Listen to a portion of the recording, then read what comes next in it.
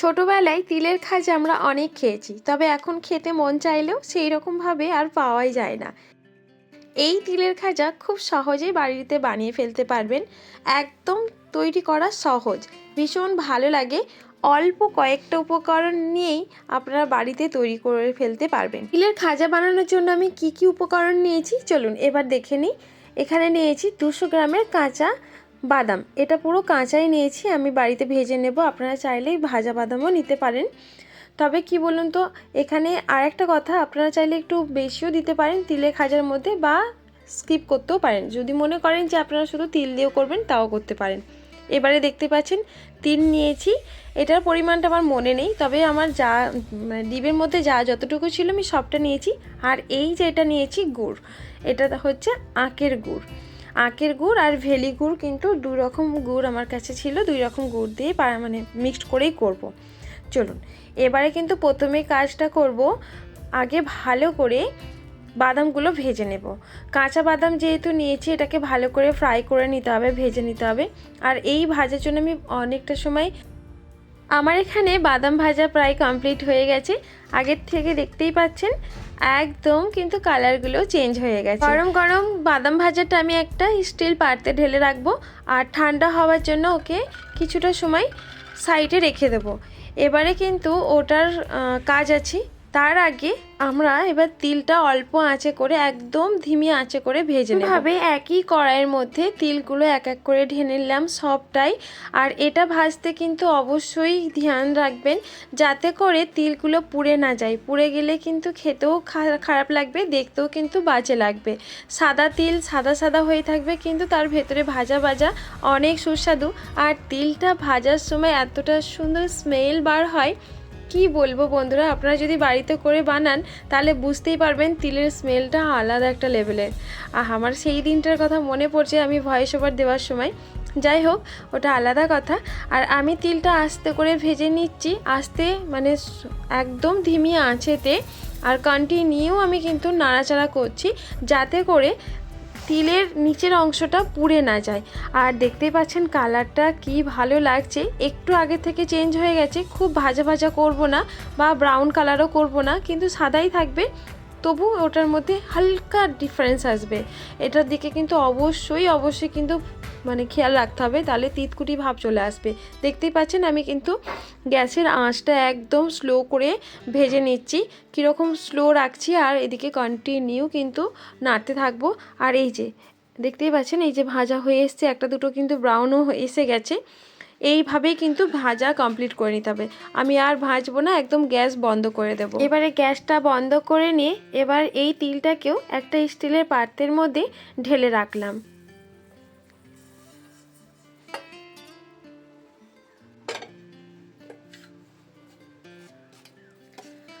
আমার দুটো ভাজা প্রায় কমপ্লিট হয়ে গেছে।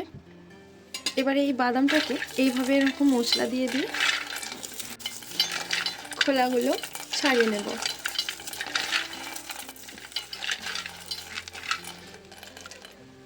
সব এরকম সাদা করে নিয়েছি সব খোলাগুলো। এবার খোলাগুলোকে হাতের মুঠো দিয়ে চাপ দিলে পারে কিন্তু খোলাগুলো কিন্তু এইভাবে আলাদা হয়ে যাবে। আর যেহেতু স্টিল পাত্র, এটার মধ্যে এই যে পাশে নেওয়ার মতো করলে পারে, কিন্তু তবুও খোলাগুলো যাচ্ছিল না। তাই ভাবলাম একটা চলুন পাতলা প্লেট বা হালকা পাতলা প্লেটের মধ্যে রেখে একটু পাঁচড়ে নিলে পারে, উপর দিকে উঠিয়ে নিলে পারে, কিন্তু খোলা আর বাদাম কিন্তু আলাদা হয়ে যাচ্ছে। এই যে দেখতেই পাচ্ছেন এক সাইডে কিন্তু খোলাগুলো আলাদা হয়ে যাচ্ছে, আর এইদিকে কিন্তু বাদামগুলো চলে আসছে। এইভাবে কিন্তু আপনারা করে নিতে পারেন, বা স্টিলের কোনো একটা প্লেট থাকলে পারেও সেটাতেও করে নিতে পারবেন।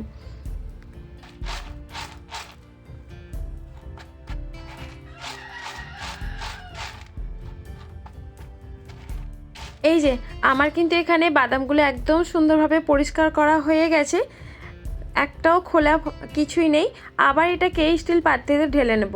আর এই যে গোটা গোটা বাদামগুলো যেহেতু আছে, এখানেও কিছু কাজ আছে। চলুন এটার মধ্যে বাদামগুলো স্টিল পাত্রের মধ্যে রেখে এই নোড়া দিয়ে একটু হালকা করে আঘাত করব বা প্রেস করব, তাতে কিন্তু আধ ভাঙা হবে। আমি একদম গুঁড়ো করব না, বাদাম যে গোটা গোটা আছে আধ ভাঙা করে নেব, সাথে দেখতেও ভালো লাগবে আর গোটা গোটাও থাকবে না।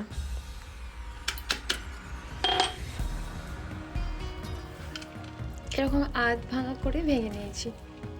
প্রত্যেক কাজ কিন্তু ভাজার কাজটা কমপ্লিট হলো।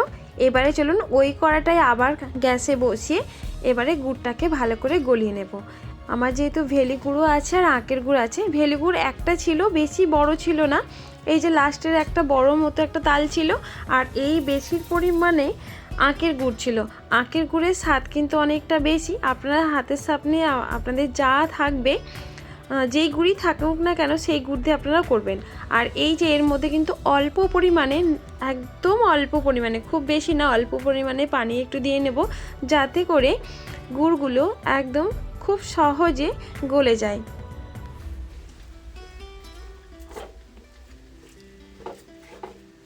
এই যে কড়ার মধ্যে যেটা গোটা জেগে আছে ওটা একটা পরিমাণে আমার তালের গুড় ছিল, যেটা ভেলি গুড়, ওটা কিন্তু সহজে গলছে না। আপনাদের যদি ভেলি গুড় দিয়ে বা করেন, ওটাকে আপনারা অবশ্য বটি হোক আর ছুরি হোক দিয়ে ওটা দিয়ে কেটে নেবেন, তাহলে কিন্তু সহজেই গলে যাবে। আর আমার এখানে আখের গুড়টা খুব সহজে গলে যাচ্ছে, ভেলি গুড়টা কিন্তু গলছে না। আমারই একটু ভুল হলো, ওটা কেটে দিলে হয়তো ভালো হতো। তবে চিন্তার কোনো বিষয় নাই, গরম পেয়ে কিন্তু একটু গলেই যাবে। আর এটাকে খুব ভালোভাবে কিন্তু নাড়াচাড়া করতে হবে, যাতে করে নিচে পুড়ে না যায়। আর আমি দেখতে পাচ্ছেন অনেকক্ষণ ধরে নাড়াচাড়া করছি। ওর মধ্যে যে অল্প পানি দিয়েছিলাম সেটাকেও আমি মেরে নেওয়ার চেষ্টা করব। ততক্ষণ পর্যন্ত গুড়টা নাড়তে হবে যতক্ষণ পর্যন্ত ওটা আঠালো না হয়ে আসে। হালকা ধিমি আছে যেহেতু গুড়টা নাড়াচাড়া করে নিচ্ছি বা গরম করে নিচ্ছি, একটু বসিয়ে নিচ্ছি, তার সাথে এদিকের কাজটা সেরে ফেলি। স্টিলের প্লেট দুটো নিয়েছি, তার মধ্যে ঘি দিয়ে কিন্তু খুব ভালো করে ব্রাশ করে নিচ্ছি, যাতে করে প্রোডাক্ট মানে যেই যে তিলের খাজাগুলো উঠে আসতে পারে। আর এখানে আপনাদের কাছে একটা ভালো একটা কথা শেয়ার করতে চাইছি। আপনারা প্লেটটা স্কিপ করে বা যে পিড়ে যে রুটি করেন সেই বেলন না, মানে যার মধ্যে যে পিড়েটার মধ্যে রুটি করেন সেটা দিয়ে করতে পারেন, তার উপরে কিছু পেপার বা পলিপ্যাক পেতে করতে পারেন। এটা করলে পারে সুবিধা হবে, সহজে আপনারা তুলে নিতে পারবেন। আর প্লেটে হলে পারে একটু তুলতে অসুবিধা হবে, কিন্তু উঠে যে আসবে না তা না, দুই রকম ভাবেই কিন্তু করা যাবে। আপনাদের মন মতো করে যেটা ভালো লাগে সেটাই করে নেবেন। আর আমার এই দুটো প্লেটের মধ্যে কিন্তু খুব ভালো করে ঘি ব্রাশ করা হয়ে গেছে। এবারে চলুন গুড়টা এবার দেখে নিই। দেখতে পাচ্ছেন আগে থেকে কিন্তু গুড়ের কালারও যেহেতু চেঞ্জ হয়ে গেছে, এবারে পুরোপুরিভাবে হয়েছে। আচ্ছা, আপনারা পুরোপুরিভাবে হয়েছে কিভাবে বুঝবেন? একটা পাত্রে পানি নেবেন, তার মধ্যে গুড়টা একটু দিয়ে রাখবেন, আর নিচে যদি পড়ে তাল হয়ে যায়, ওটা আবার হাতে নিয়ে দেখবেন যে আঠালো ভাব হয়ে যাচ্ছে বা চিটচিটে ভাব হয়ে যাচ্ছে, তাল হয়ে যাচ্ছে, তাহলেই বুঝতে পারবেন। এই যে দেখতে পাচ্ছেন ভেলুগুটা এইভাবে ঠিক কমপ্লিট হয়ে যাচ্ছে, তাহলেই বুঝতে পারবেন যে আপনাদের গুড় পুরো সম্পূর্ণ কমপ্লিট। এইরকমভাবে দেখালে আপনারা বুঝে নেবেন এটা কিন্তু আপনাদের খাজা বানানোর জন্য পুরো একদম পারফেক্ট। এবারে চলুন এক এক করে তিলগুলো ঢেলে নিই। দেখতে পাচ্ছেন ভাজা তিলগুলো ঢেলে নিচ্ছি, তিলগুলো সবটাই ঢেলে নিলাম। এর সাথে কিন্তু দিয়ে নেব আমার যে আধ ভাঙা যে বাদাম ছিল বা ভাজা বাদাম, সেটাও কিন্তু আমি ঢেলে ভালো করে নেব। নিয়ে খুব ভালোভাবে কিন্তু নাড়াচাড়া করব। অবশ্যই সাবধানে একটু নাড়াচাড়া করবেন যাতে করে হাতে না পড়ে যায়। আর খুবই তো গরম, দেখতেই পাচ্ছেন এই আঠা বা আঠালো জাতীয় গুড় হাতে পড়লে একদম ফুসকা পড়ে যাওয়ার সম্ভাবনা থাকে। খুব সাবধানে কিন্তু নাড়াচাড়া করতে হবে, আর খুব ভালোভাবে কিন্তু নাড়াচাড়া করে নেবেন। দেখতেই পাচ্ছেন কালারগুলো কি ভালো আসছে। আমার এই যে দেখে মনে হচ্ছে একটু ঢলঢল করছে, কিন্তু না, এটা একদম নরম না। এটাকে যখন আপনারা একটা শেপ, কোনো প্লেটের মধ্যে শেপ দেবেন, তখন ওই প্লেটের মধ্যে শেপ আকার করে একদম জমে যাবে। ঠিক আছে,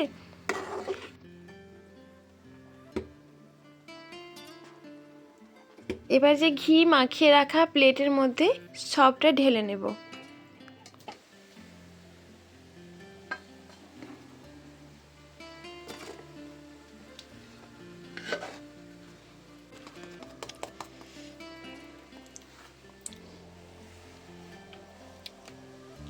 গুড়গুলো কিন্তু একদম ঠান্ডা হয়ে গেলে আর এগুলো সাইজ করতে একদমই পারবেন না, তাতে কিন্তু অনেক প্রবলেম হবে। সেই জন্য একটু গরম গরম থাকাকালীনই আমি আগে এগুলোকে সাইজ করার জন্য একটা ছুরি দিয়ে সুন্দর করে শেপ সাইজ করে নিলাম। এই যে দেখতেই পাচ্ছেন আমি কিন্তু আস্তে আস্তে সবগুলো একদম একইভাবে লেভেলে কেটে নেবো, তাতে করে দেখতেও সেরকম সুন্দর লাগবে। আর মিডলে দেখতেই পাচ্ছেন কিন্তু হালকা একটু টাইট হয়েও আসছে। তো তার আগে খুব টাইট হয়ে আসার আগে কিন্তু এটার খুব সুন্দর করে সাইজগুলো করে নিতে হবে। আর হ্যাঁ, এখানে আপনাদের সাথে একটা শেয়ার করি, তো এখানে আপনারা অবশ্যই কিন্তু ছুরির মধ্যে ঘি মাখিয়ে নেবেন, তাহলে কিন্তু এই ঘি না থাকার কারণে ছুরিতে আটকা ধরতে পারে। তো সেই জন্য খুব ভালোভাবে কিন্তু ঘিও মাখিয়ে নেবেন আর পিস পিস করে নেবেন, তাতে সুবিধা হবে। এইভাবেই খুব সহজেই কিন্তু তিলের খাজা বানিয়ে ফেলতে পারবেন। আর দেখতে পাচ্ছেন কীরকমভাবে এঁটে গেছে, এত সুস্বাদু হয়েছিল। তো যাই হোক, আপনাদের সাথে এই পুরো ভিডিওটাই শেয়ার করলাম। আপনাদের যদি কোনো অংশে ভালো লেগে থাকে অবশ্যই একটি লাইক, একটি কমেন্ট করতে একদমই ভুলবেন না। নতুন বন্ধুরা হয়ে থাকলে অবশ্যই সাবস্ক্রাইব করে আবার দেখা হবে কোনো একটা নতুন রেসিপি নিয়ে। ততক্ষণে টাটা, বাই, আল্লাহ হাফেজ।